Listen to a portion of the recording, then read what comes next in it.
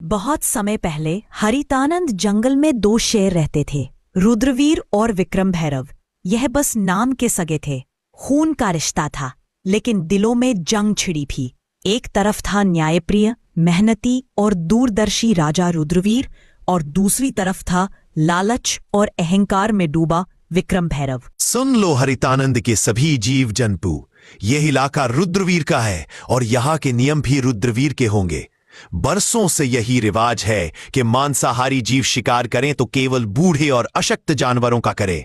कभी भी जवान और सक्षम जीव पर पंजा उठाने की भूल मत करना, वरना सजा ऐसी मिलेगी कि आने वाली पीढ़ियां भी याद रखेंगी।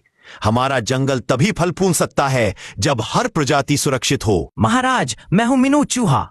अगर मेरी बात सुनने की इजाजत दे तो मैं कुछ बोलूं। मीनू चूहा कहना क्या चाहते हो, खुलकर बताओ। महाराज, शाकाहारी जीवों की हालत दिन ब दिन खराब होती जा रही है। जंगल की जो जमीन अनाज उगाने लायक थी, उस पर तो आपके भाई विक्रम भैरव का कब्जा है। बाकी जमीन इतनी बंजर है कि चाहे कितनी मेहनत करें, पेट भरने लायक अनाज नहीं मिलता।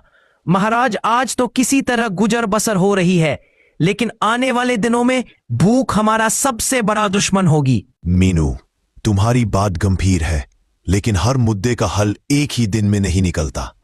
आज के लिए जितना है उसमें सब गुजारा करो। कल का सूरज नई उम्मीद लेकर आएगा। हम इस पर विचार करेंगे और कोई भी अन्याय, चाहे वह मेरा भाई ही क्यों ना करे, बर्दाश्त नहीं होगा।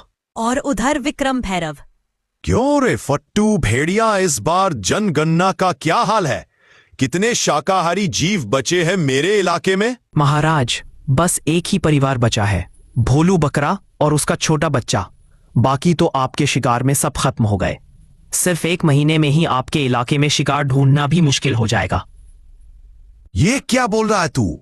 अगर शिकार ही नहीं रहेगा तो हम खाएंगे क्या? भूख से मर जाएं क्या हम? महाराज, यही तो आपको पहले सोचना चाहिए था। जब से आप राजा बने हैं, आपने इतनी बेरहम शिकारी की है कि गिनने के लिए उंगलियां कम पड़ जाएं। अब हालत यह है कि आखिरी बचा शिकार भी आपके बड़े भाई के इलाके में भाग गया है। भागेगा कहां? शिकार मेरा है, चाहे वो भाई के इलाके में क्यों ना चला जाए। आज चाहे आसमान टूट पड़े, मैं उस भोलू बकरा को खाकर ही दम लूंगा। चल फट्टू भेड़िया मेरे साथ। इतना बोल और फट्टू भेड़िया दोनों भोलू बकरा के पास जाने लगते हैं। महाराज, यही है रुद्रवीर का इलाका।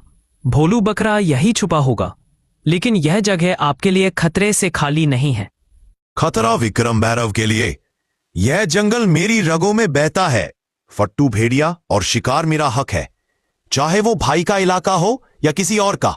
आज भोलू बकरा का अंत पक्का है। अचानक झाड़ियों के पीछे से भोलू बकरा और उसका बच्चा दिखाई देते हैं, डर के मारे कांपते हुए। भागो मत, तुम्हारा वक्त आ गया है।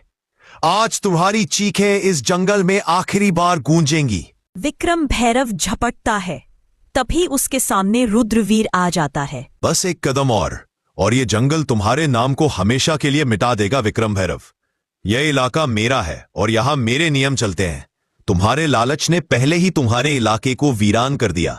अब तुम मेरी प्रजा पर पंजा उठाओगे। जब तक रुद्रवीर जिंदा है, कोई भी मासूम इस जंगल में डर के साये में नहीं जिएगा। तू मुझे रोक सकेगा? तू सिर्फ अपनी प्रजा का राजा है। मैं इस पूरे जंगल का शेर हूं। मेरा शिकार मुझसे छीनने की हिम्मत कैसे हुई तुझ में? हिम्मत नहीं, फर्ज कहो इसे। राजा वो नहीं जो ताकतवर हो, राजा वो है जो कमजोर को भी उतना ही जीने का हक दे जितना खुद जीता है। अगर तुझे भूख लगी है तो मैं तुझे शिकार दूंगा, लेकिन इस भोलू बकरा का एक बाल भी बांका नहीं होने दूंगा। ठीक है भाई, आज तेरे इलाके का कानून मान लेता हूं, लेकिन याद रख, जंगल के हर कोने में तू नहीं होगा, और जब मैं अकेला शिकार देखूंगा, कोई नहीं आएगा उसे बचाने। विक्रम भैरव मुड़कर चला जाता है। रुद्रवीर भोलू बकरे को और उसके बच्चे को अपनी सुरक्षा में लेकर जंगल के अंदर ले जाता है।